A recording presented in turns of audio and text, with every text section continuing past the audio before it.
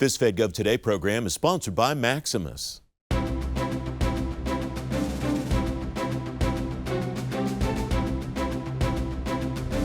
this edition of Fed Gov Today with Francis Rose, financial management moves to get the most out of your agency's budget, the business collaboration model that'll move the contracting needle, and building back the government-vendor relationship. Welcome to Fed Gov Today with Francis Rose. The White House says the Pentagon and the Office of Management and Budget can reprogram whatever money they need to pay troops while the government is shut down. Politico reports the agency should use, quote, any funds left over from fiscal year 2025. Danny Werfel is executive in residence at the Johns Hopkins School of Government and Public Policy. He's former commissioner of the IRS and former controller at OMB. Danny, welcome. Thanks for joining me. It's great to have you here. What resources do financial managers have to move money around, and what's really an explicit no-no during a shutdown? Well, there's not a lot. Once the appropriations lapse, you're really constrained from what we call creating new budget authority, assuming that you have new money to use. So no new obligations for contracts or grants.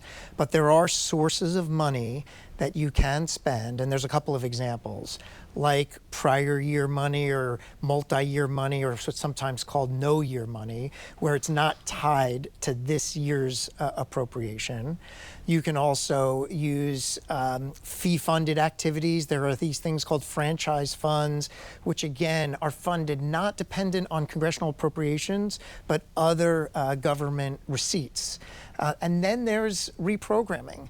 You can, in certain situations, take money from one account to another to fund an activity, but there's a lot of limits on that. It's not open-ended, and so there's a lot of law and analysis that needs to go into whether you're going to reprogram or not. At OMB, when I was there and we were running Shutdown, we certainly allowed reprogramming, but not creative reprogramming. What's the difference between allowable reprogramming and creative reprogramming in your view? First of all, there needs to be a legal basis and authority that exists for the programming. So you start, that's prong one.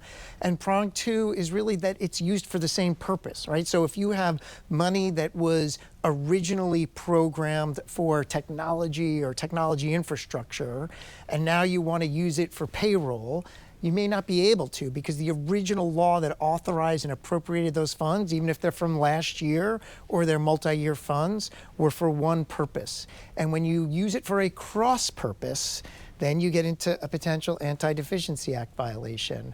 And so it's incumbent upon OMB to establish the parameters for when you can and can't reprogram. So you touched on a word there that might be the most important one of all, and that is authorization. A lot of people lose sight of the fact that all federal money is both authorized and appropriated, and I think during a shutdown, a lot of people focus on the appropriations part and not so much on the authorization part. Yeah, and those laws, it's like the one grabs the baton from the other, establish the parameters for how long you can spend the money for, how much you can spend, and what you can spend it on. And so when you're in a shutdown, it becomes even more constrained in terms of the degrees of freedom. And a lot of it, it's just a complete no-fly zone. You're not allowed to spend it at all. And that's why you see government operations suspended in so many different places during a shutdown. The other really interesting thing about a shutdown is that it evolves. Our agencies across government have their shutdown plans. And your shutdown plan lays out what you're going to keep open and what you're going to keep closed. And there's this whole part of what you keep open because there might be a threat or risk to life or property. And so you exempt those activities and keep them open. But that shifts over time. What might not be a risk on day one of the shutdown might become a risk on day 20 of the shutdown. And so there's an expectation also that not a lot of people realize is that these shutdown plans can be fluid. And so there's so much complexity. Can I reprogram for a different purpose? Generally, no. But can I update my shutdown plan as the environment changes and risks change? Yes. Did you find when you were running the shutdown 2013 that risk framework changed during the shutdown, that you had to alter those shutdown plans as they evolved? I was actually IRS commissioner at the time, so we were running the operation, and we had about 2/3 of the agency furloughed, but we had a responsibility to preserve against cyber threats. We had to preserve remittances and other things. And as the days unfolded, we were shifting who was furloughed and who wasn't around this idea of we have to protect life or property, including government property. And so these things do evolve. Shutdowns are messy. They should always be avoided. That's my first wish and hope, is that we don't ever get to a shutdown. It wasn't intended. It's not the way you would design the railroad to be run. Yeah. And so you have all of these gray areas. Can these funds be reprogrammed for this purpose? How does your shutdown plan evolve? All of it is in a gray area, and hopefully what happens is the Government Accountability Office will come in after each shutdown and evaluate whether, certain rules were bent too far or not, and hopefully we can get smarter and smarter about future shutdowns. But if it were up to me, no shutdowns. No shutdowns ever again. You mentioned 3 kinds of money: prior year money, multi-year money, and no-year money. Do all agencies have those to consider, or are those peculiar to certain types of missions or certain types of organizations? It's peculiar, and it's peculiar within organizations, but it's prior year money. We had leftover, and we were allowed to roll it over because it was authorized for multiple year use. So I don't have to spend it all by the end of the fiscal year. Mm-hmm. You also have these working capital funds where, for example, at GSA, they're collecting rent receipts from all the federal agencies each year, and they can reuse that money. They don't have to go back to Congress to get money appropriated. So if there's extra money in the working capital fund at GSA, they can use it even during a shutdown, but they can't use it for any purpose. So if the purpose of that money is to maintain federal facilities, great, you can use it for that purpose. But you then might not be able to go buy laptops with it because that's a different purpose. And that goes back to this question that I think many people will have as the current administration starts to repurpose money for different uses. Have they colored within the right lines? And again, there's so much gray area. We don't know the actual answer. Maybe the courts could decide. Who knows? My reliance typically is on the Government Accountability Office to come in after the fact and do a vetting and hopefully get everyone smarter about what the right lines are to color and color outside of. It's great to have you on the show as always, Danny. Always Thank good you to very be much. here. You can read more about financial management during the shutdown on today's show page at fedgovtoday.com. Up next, the business collaboration model that'll move the contracting needle. Fed Gov Today with Francis Rose continues in a moment.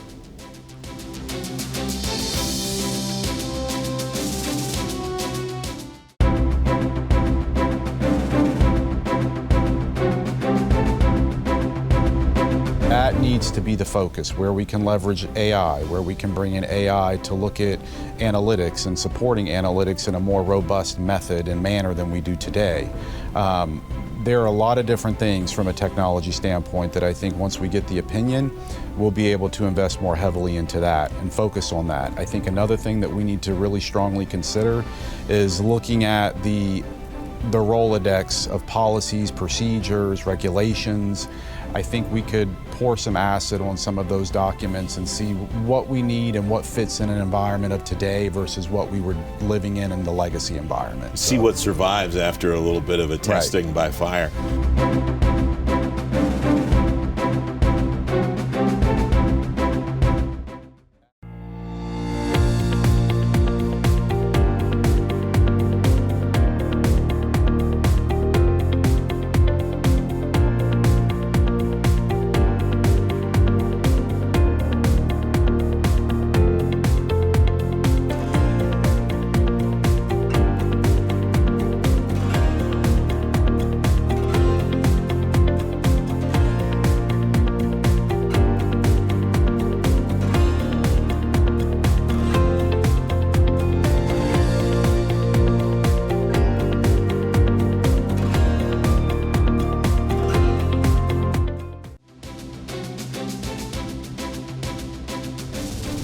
Welcome back. Federal agency leaders say they'll incorporate more artificial intelligence solutions into their business processes. The Trump administration's also pressing agencies to use more commercial solutions to improve operations. Ron Leidner is Vice President of Client Engagement at Maximus. He's former senior advisor at the IRS. Ron, welcome. Thanks for joining me. What's the most important thing that you see for agencies to build back all the collaborative relationships that they're building with industry, internally, and so on? There's so many facets to this. It's interesting. You mentioned AI in the intro. One of the things right now to build back confidence is you've got to have BI, business intelligence, before you start to implement artificial intelligence. Folks right now in the government are challenged. The administration has said, we'd like you to go ahead and implement AI as soon as possible.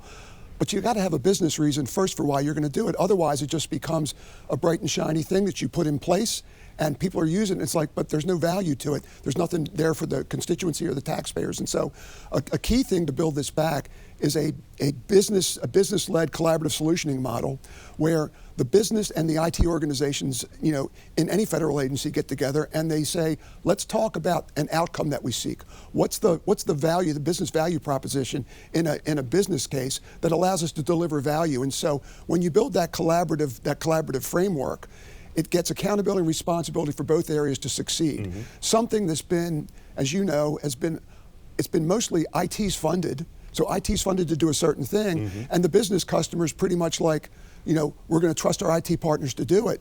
But in the environment we're in right now, to deliver solutions with velocity, to meet these needs and to propel us into AI, we've got to have those collaborative relationships. How much of that responsibility is on the business side? How much is on the IT side to say, we need to continue to work together, you can't throw this over the wall, even though we're paying for it technically on the IT side? I think it's a shared responsibility, but I think it's a shared responsibility with 100% accountability of both areas.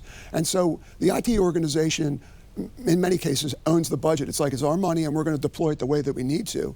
But when you get value out of it, when you can say, as an example, we're going to eliminate fraud or we're going to reduce fraud within a particular part of, say, the IRS, for example, we're going to do that. So you say, what percentage of fraud, and are you looking to automate your business processes to do it, to make it better for the people actually doing the work and better for the taxpayers that are receiving the service? And so it's a shared responsibility with 100% accountability. And that model is something that needs to be introduced right now, particularly with what we're going through right now with the shutdown and, and layoffs that are occurring and things along those lines. Are the risks to an organization in the same on the business side and on the IT side, or does the risk framework look different? And does it look different depending on the organization, mission, so on? I think it looks different depending on the organization.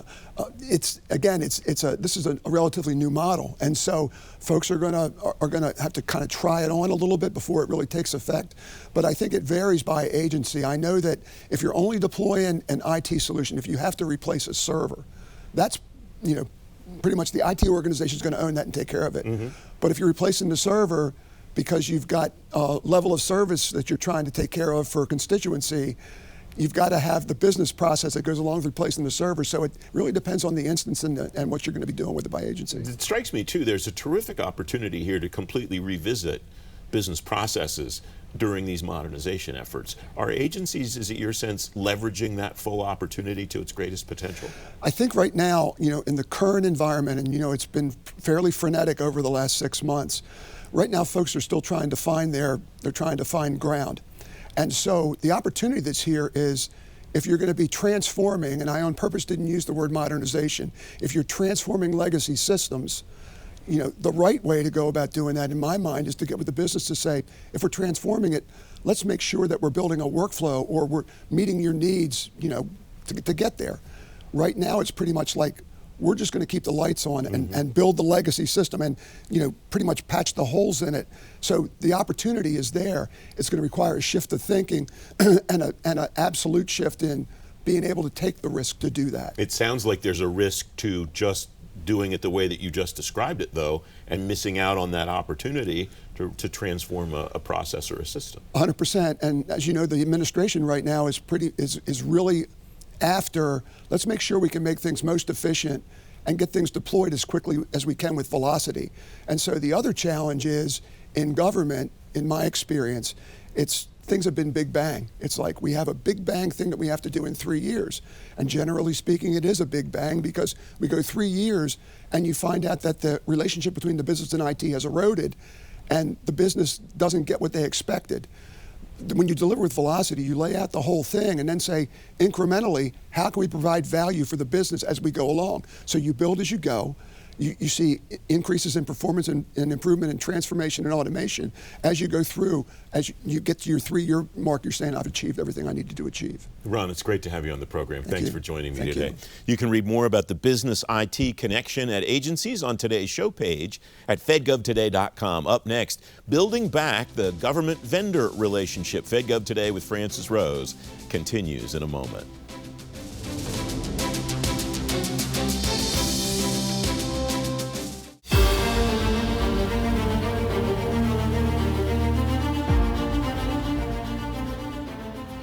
The grants community is woefully underserved by their existing grants management systems and grants technologies.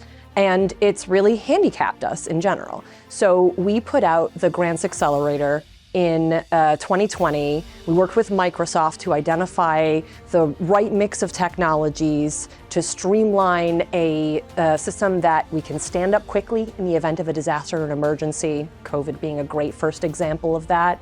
And that is super flexible, can be used in a wide variety of grants management scenarios, and even, by the way, non-grant scenarios. So there are a lot of funding mechanisms that are, I would call them grants adjacent, things like benefits and assistance or even claims programs. And we've used EYGA, that's our shorthand, across the gamut of those types of projects. And really what it gives us and what it gives our grant makers who use it is the flexibility to try new things. So not to just put out different kinds of money, but to try putting it out in different ways and see how the results change. To aggregate that data into one place so that they can see the impact of that. To have a secure, safe location that respects the trust that grant recipients and members of the community place in all of us to safeguard their data appropriately.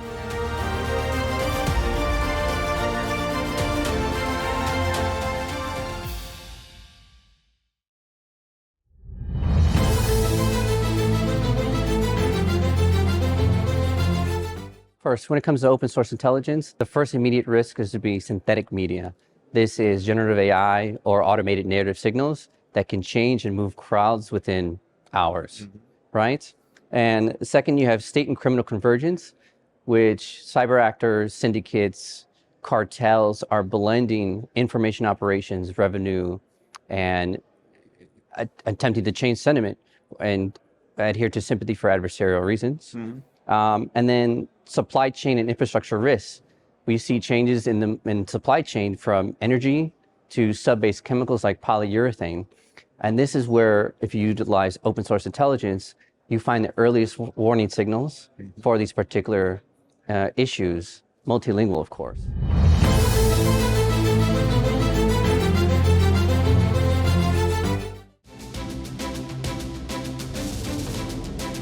Welcome back. Contractor groups are already warning of the impact the shutdown will have on the contracting base. Those groups remind Congress that dozens of companies lost workers and even went out of business after the 2019 shutdown. Soraya Correa is president and CEO of National Industries for the Blind. She's former chief procurement officer at the Department of Homeland Security. Soraya, welcome. Thanks for joining me. You were at DHS during the 2013 shutdown. What's your callback to what you saw happen in the aftermath of that shutdown, when you went back to the agency and when you started reaching out to your vendors to kind of get everything back on track? Well, first of all, thank you for having me here today. Certainly there was an impact to the workforce out there, the vendor community, as well as in the government, believe it or not, because some of the newer employees that came in, if they're living paycheck to paycheck, they can't afford to lose a paycheck, and so some of them left government. Similarly with industry, if you're not working, industry can only carry people for so long. Some organizations might have administrative funds that they might be able to charge to, but over time they are going to lose people, and people are going to go work in other locations. We did see an impact. The good news is essential employees, of course, are working. They're working without a check. Those are easier to keep, but regular businesses, especially small businesses, tend to be impacted pretty heavily during a shutdown. And the impact of that resulted in what to the agency, and could potentially this time result in what to the agency? Generally speaking, what you're going to see are delays in the work, because when the contractor comes back, they got to staff up again, they got to get people on board, you got to get those people cleared, got to get them trained if they're not already trained in the work. So generally speaking, it's what you're going to see is a slowdown in the work, right? Which in a way might be good, because the government folks are coming back and trying to catch up just where they left off and what's been piling on their desk. Because interestingly enough, even though you're on a furlough, there's still work ongoing. When you talk about essential work, you're focused on the things that have to get done. The routine and recurring is piling up. You were in an organization that has such a wide variety of missions, mission sets, the types of people that stay, folks that were exempted, folks that weren't exempted. What does that mean for somebody that's coming back to a little bit of everything as far as managing through the reopening process? So from a leader's perspective, the first thing you got to do is reorient your staff. You got to bring your team together. Morale's already going to be shot because you've been on a shutdown. So you got to bring your team together and kind of rebuild that morale, energize them again, and tell them what the priorities are. It's really important that from a leadership perspective, you lay down what are the priorities, what do we need to focus on, what are the big rocks that we have to move, so to speak. And then the other thing I would also say is, from an employee standpoint, you need to immediately start reaching out to your vendors, because as you start to lift stop work orders, you got to notify your vendors so that they can come back, give you their proposal for any delays they encounter, any additional costs, et cetera, and how they're going to get started back up. So there's a lot of work to be done. I would say the most important thing is you got to be patient with yourself, right? Because you're not going to solve all the problems at once. You got to maintain good communications. This is where your network, your work network, is extremely important.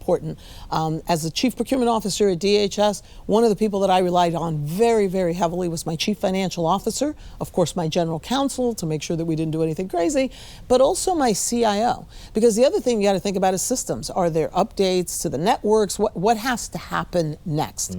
So you got to sit down and kind of plan it out, meet with that leadership team, and then flow that down to your staff.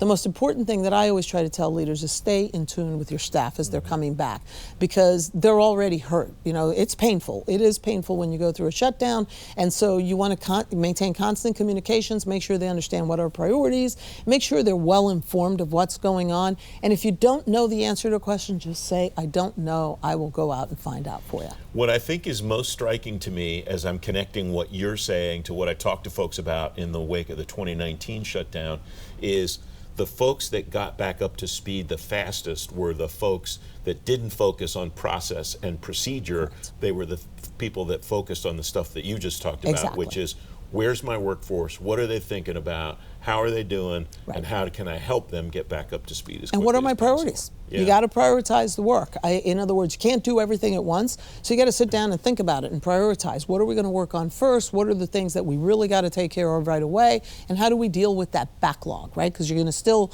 have a backlog of work. How are we going to address that? But the most important thing is talk to your people, talk to your people, talk to your people. You will always hear me say that, because I think it's extremely important that you maintain that communications. And even during the shutdown, people are listening to the news and, you know, they're hearing all kinds of stuff. I think it's really important when you can to keep people informed. You know, you can put out informational messages that say, here's what's going on, here's what's happening, here's what's not happening. Because there is a lot of misinformation out there, a lot of speculation, and I think it's important for employees to be kept informed. When you talk about establishing priorities, I imagine that in the wake of something like this is rather fluid also, because you might find the thing that you want to do first, that vendor's not ready to help you yet. Is that a fair observation? That's a fair observation. Usually when I'm referring to the priorities, is the priorities of the agency. Yeah. What is the most important thing to start up? Because you've issued stop work orders on contracts, so you have to think about what are the contracts that I really need to start up right away. Because remember, you're not going to have funds flowing on day one. That's not the way it works. So you have to think about what are the things that have to be funded first, what's important to our secretary, to the administration, and then also what can vendors do. You're going to have a great deal of patience talking to vendors, because they too have to do some planning. They have to think about how are they going to shift resources around. One of the things that I've always found about the vendor community, they're focused on mission just as we are. And so they're going to think about, where can I move resources around to better support you to get started back up. So it's extremely important that that line of communication is just so important and so vital. Final thought, what did you do after the 2013 shutdown that you think set you up for the most amount of success or helped you get back to normal as quickly as possible, Soraya? So I think the most important thing that I did, of course, like I said, prioritize, communicate, but then I also documented lessons learned. I said, let's think about it now while it's fresh in our heads. As we're doing all this work, let's take some time to think about what didn't we do that we should have done? What did we do that we probably didn't need to do? And what are the things that, if I could do it over again, how would I do it differently? I think it's extremely important to take a little bit of time to do lessons learned. I can't tell you the value of that. And also, believe it or not, it also helps you kind of relieve some of the stress of the shutdown, because you get an opportunity to kind of whine and get it out of the way, but really document what you learned so that the next time you're better prepared. Just a quick comment. Since 1996, we've been dealing with, CRs, and we've had, 3 major shutdowns. I think it's 3 major shutdowns. And we've had little shutdowns. I think it's important to understand this is almost becoming a way of life. I hate to say that, but it is. So let's make sure that we continue to learn from it, document those lessons so that each one is a little bit smoother, a little bit easier to take. Although they are never easy, it's a painful process. Soraya, it's always great to have you here. Thanks for joining. Thank you so much for having me. You can read more about contractors and acquisition during the shutdown and after on today's show page at fedgovtoday.com. Fed Gov Today continues in just a moment.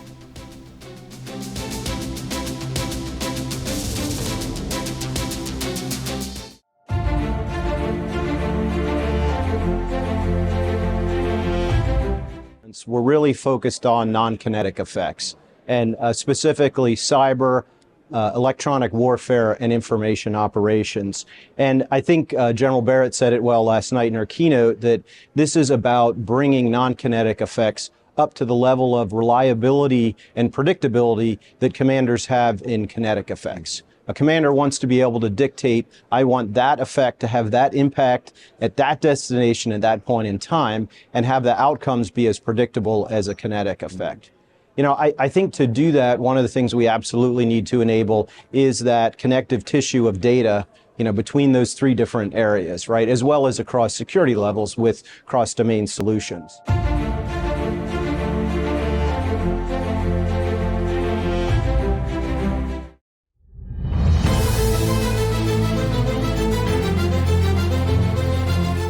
You see all of this going? What's the trajectory on which you see the innovation community in both government and industry escalating and scaling?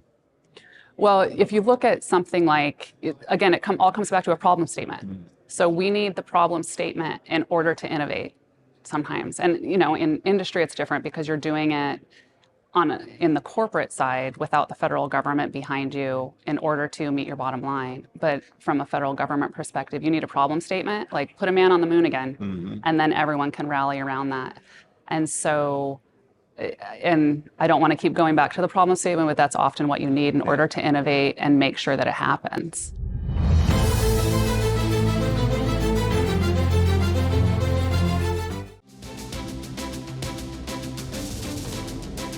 Fed Gov Today TV returns next Sunday morning at 10:30. I'm Francis Rose. I'll see you then. Thanks for watching. Have a great week.